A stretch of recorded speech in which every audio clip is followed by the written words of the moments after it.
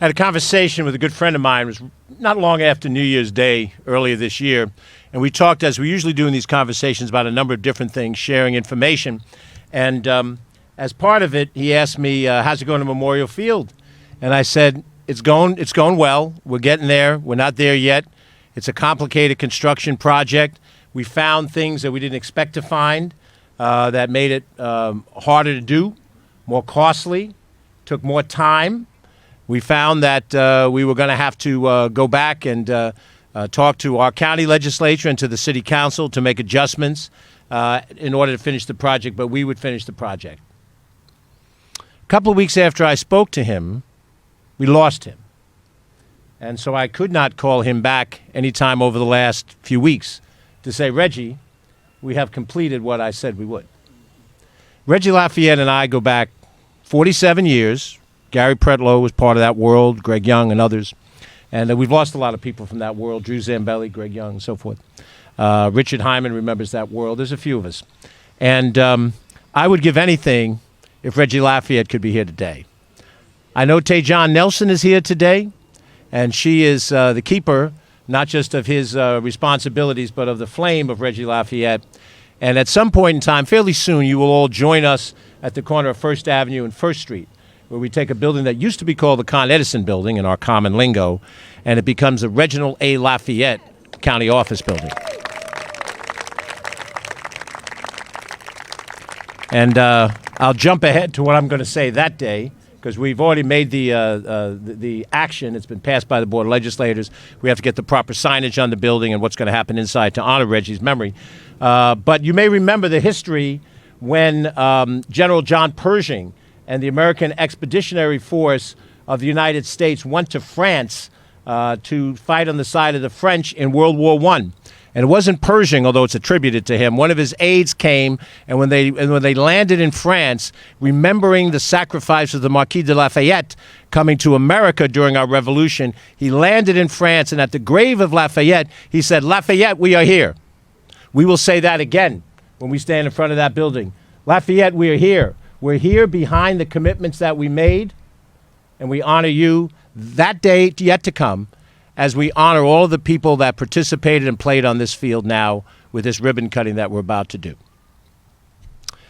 There is a song, I'm kind of old, I admit it. I tend to listen to certain radio stations. Young always busts me on this when we talk about this, because I'm stuck in the 60s on 6, and the 70s on 7, the 80s on 8. Sometimes I get up to the 90s on 9. That's about as close to today as I come. Somebody says, Harry Styles has the best hit song in the country today. I go, who's Harry Styles? But there was a song that was out 30 years ago by Sting. You may remember him from the Police. Not the Police, but the Police, the group. It's from an album called 10 Summoners' Tales. Great music. And I thought about that sitting here in this field, and the song is called Fields of Gold. It's a beautiful song. He speaks of his love for the woman in his life. But the words that he uses applies in other ways in the verse, in the refrain. He says, I've never made promises lightly, and there have been some that I've broken. But I swear in the days still left, we'll walk in fields of gold. This isn't a field of gold. This is a field of green. But this is a promise. Not a promise broken, but a promise kept.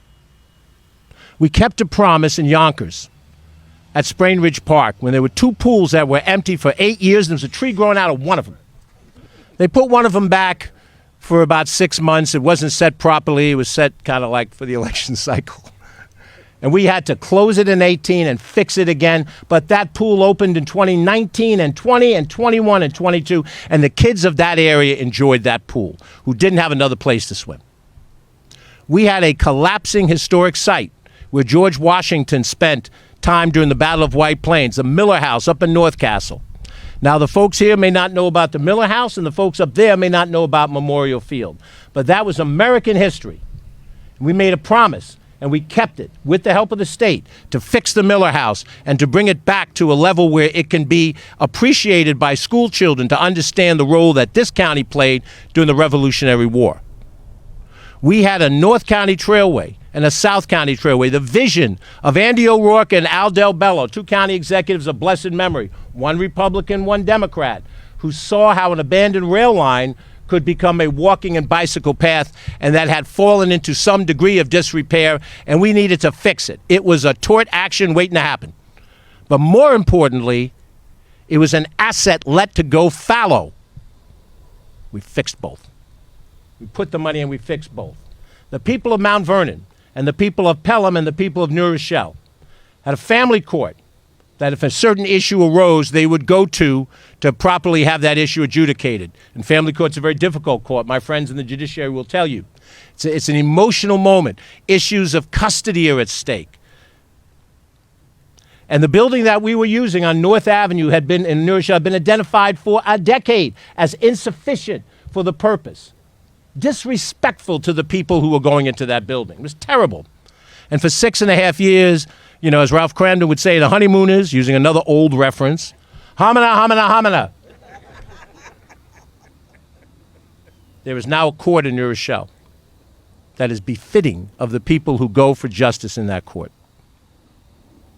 And we did those things, and we've done more, not because we're great, but because we believe in keeping promises. And we believe that people, Mount Vernon people, Pelham people, New Rochelle people, people anywhere, deserve a government that cares about getting results, doing things, not just making a speech, which we've done all morning and I'm doing right now, not just having a few light comments of humor and giving out a proclamation or having a festival. All of those are wonderful things, and we do those things, and that's part of life. But part of government is governing, is producing results so that people, whether you pay taxes or not, that's why you had free buses all summer, because we understood the value of transportation to the public. That is why it was free to go into our pools Monday through Thursday this summer. And when we realized we had to fix Wilson Woods, we made Wilson Woods free all the time so that what was there could be used by the people, because that is what government ought to be. There are people in this society who don't believe in democracy. They think that if we have democracy, that the majority rules, their rights are going to be impinged upon. And their rights are more important than democracy. It's more important that their agenda be ruled than that the majority rule. The only way we fight that back is not with equal rhetoric, but by showing them government that works at the state level, at the county level, at the city and the town and the village level. And we show them that it works, not out of a cult of personality. Because one of the proudest things that I've done as county executive is to ask the legislature, and they agreed, to put a hard term limit on the position of county executive. 2 terms and you're done. 8 years and you're done. Why? Why would I do that to myself? Because it's never about the individual. And we have to show the people it's not about us as individuals. We put the name of Reginald Lafayette on an office building, but not to praise ourselves, but to praise the man who deserves the praise. And we don't do it for ourselves. When I leave here today on the way home, I'm going to take a little drive. And I always do this when I'm in Mount Vernon. I can't help it. I'm sentimental that way. And I'm going to go down to the other side of the South Side, and I'm going to go past that little house that Stan and Loretta bought in 1959. Stan was from Brooklyn. Loretta was from Harrison. They met in Mamaroneck, and they found housing in Mount Vernon, a small apartment in a private house at 109 South 3rd Avenue, and then an apartment in an apartment building that no longer stands at 160 South 3rd Avenue. And then somehow, Stan being a maintenance man, Loretta being a factory worker, they figured out how to put enough money together to buy the smallest house in the world. The councilwoman, Danielle, lives right up the block from it. It's still standing, and it's just as small now as it ever was. That's the house I grew up in, ma'am. That's where I come from, the Foot of Vista Place. And it's been given to us, it's been given to me, the opportunity to make this happen. We all did it, not me. All of us did this. All of us, all the names we've mentioned, all of the people standing around, the men right now that are laying concrete out there, they too own this. We all own it. We all own it. So it's not about personality. I have 3 years left. I hope I have them. If the Lord gives them to me, and I hope we're going to continue to do good things. We will. We have more mountains to cover. But I will tell you, in the days still left, we're going to walk in fields of gold in this city. You're going to walk in fields of gold. You're going to get a sewer system that you deserve to have, and you're going to get more than that. This city will rise, and it won't be alone. We made some jokes, you know, Mount Vernon, Yonkers, New Rochelle hasn't gotten into the issue yet. All of us are going to rise. All of us, white and black and Latino and Asian and gay and straight and transgendered. We are all going to rise together. That is the only way this nation works. Not hating on each other, but loving each other.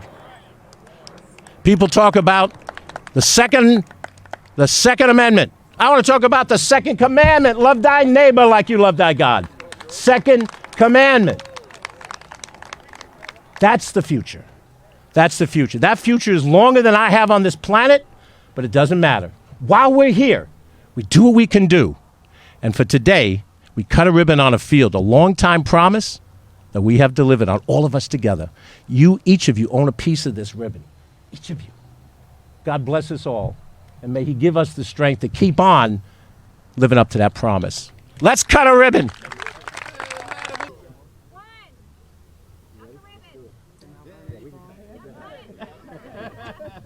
Mount Vernon. Yeah.